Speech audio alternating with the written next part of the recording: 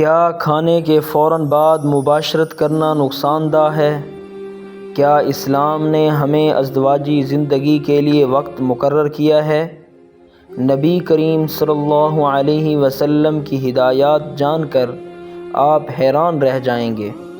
نبی صلی اللہ علیہ وسلم نے فرمایا، کھانے کے فوراً بعد مباشرت نہ کرو، بلکہ کچھ دیر انتظار کرو تاکہ جسم کو آرام ملے۔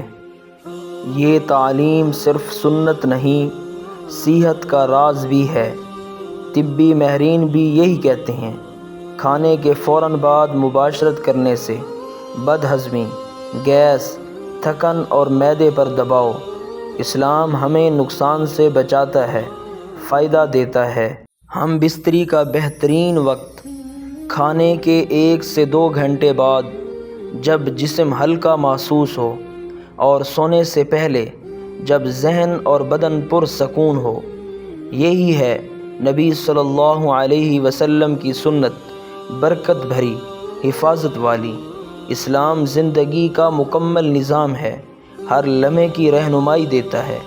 الہی ہمیں ہر کام میں سنت پر چلنے کی توفیق عطا فرما، اور ہماری ازدواجی زندگی کو محبت، سکون اور رحمت سے بھر دے۔ آمین۔